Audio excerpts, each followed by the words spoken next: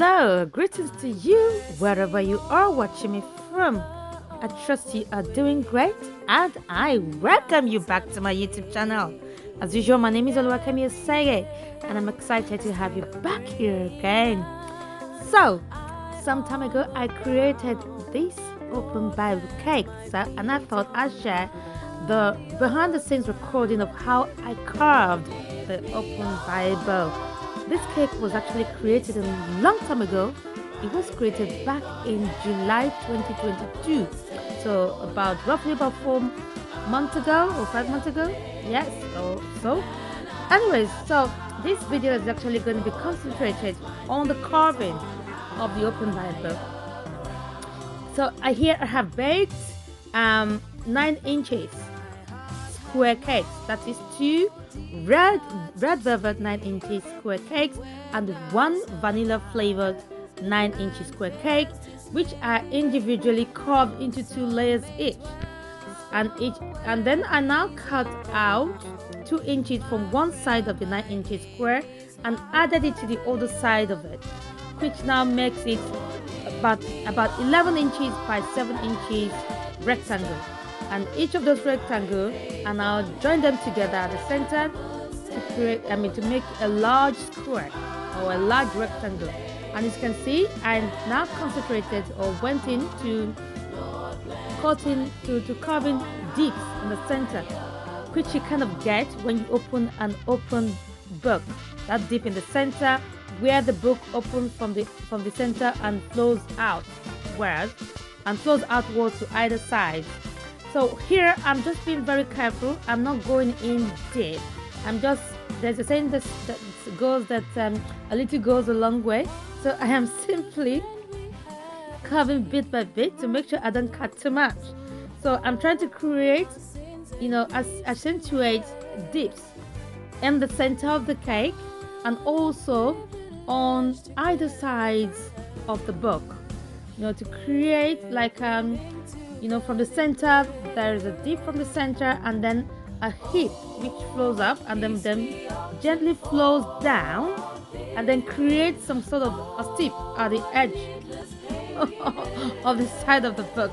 I hope you understand what I'm trying to get. What I'm trying to say. I hope you get. Okay? In any event, so that's what I'm trying to do. So, and then trimming off the sides, ensuring that the book is as real as possible. That when you see it, you know that it looks like a book. The shape is as real as possible. That it looks like a book shape.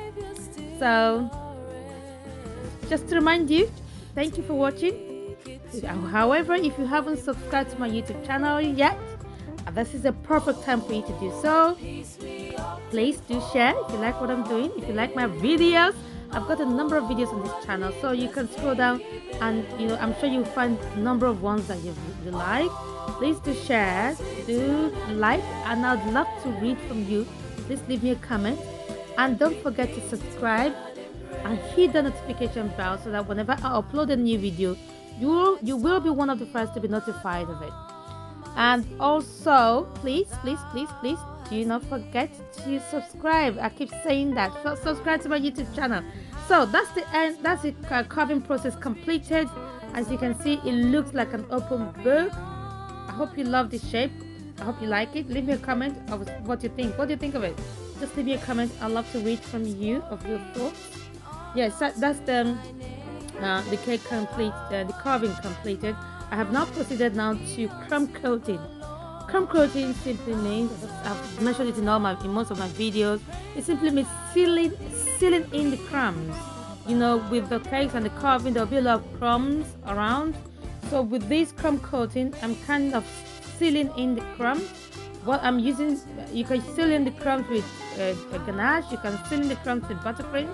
So I'm using chocolate ganache, milk chocolate ganache for this purpose. I'm just applying a very thin layer or a very thin coat of milk chocolate ganache to seal in the crumbs. It's called crumb coating. After this process, all I do is just put it in the fridge to set a bit and then continue with the decoration process. So with this, I'm using my small offset spatula so that I can get into those corners I've created to make sure they are not covered, that they are still properly accentuated. That's the dip, the corners, or the dip in the center, and the dip are the edges, or the two edges of the book.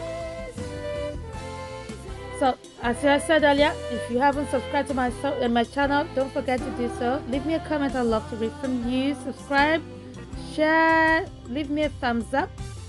I'll be really appreciative of that. Yeah, that's the crumb coat completed. At this point, I have now placed it in the fridge after this to set, and then proceeded to the next stage, which is now applying the final coating of the milk chocolate ganache. This one is going to be a bit more defined. I mean, it will be smoother, because it's going to be the base upon which my fondant is going to lay. If that makes any sense. Again, I'm using my small offset spatula to execute this. So I'm making sure that the size of my cake is straight.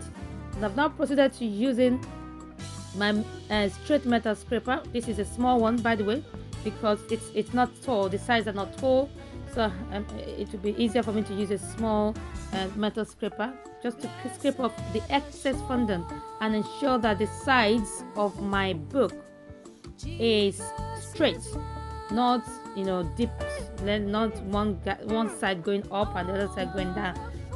The scraper helps me to achieve a straight down smooth finish. So just using to get rid of all the excess milk chocolate ganache. By the way, the song playing in the background is another track from my husband's album, and that's that crumb coating, that ganache completed. That's the finished product of that segment of the decoration. I hope you like it. Again, leave me a comment, leave me a thumbs up. I have now proceeded now to covering my cake with fondant. As I said earlier, my concentration of this video is on the carving, which I believe I was effectively covered. This next process, I didn't really capture much of it, because at this point my camera stand was playing up. As you can see, it's shaking. I'm like, what the hell is that? Pardon my French. So I had to stop, Anyway, what I just did here is just covering my cake with fondant. All I did was roll out a large piece of fondant. At this point, I used the process where the method that called or termed the drape over method, where I measure out the entirety of my cake, the entire circumference of my cake, roll out a very large piece of fondant to ensure that it's going to cover my cake, and then drape it over the entirety of the cake, then smoothing it, ensuring that I get rid of any air bubbles.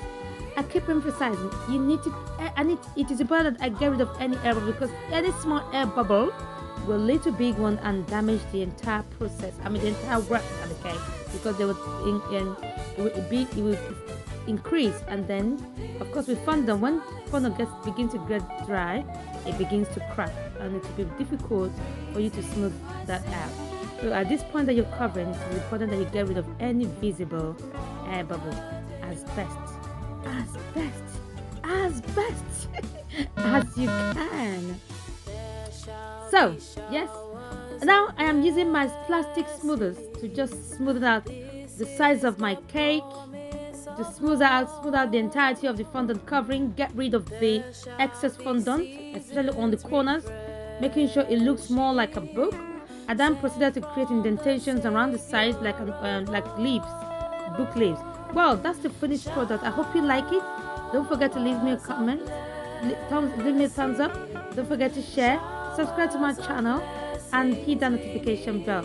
Thank you for watching and always coming back to support me by coming back to my channel.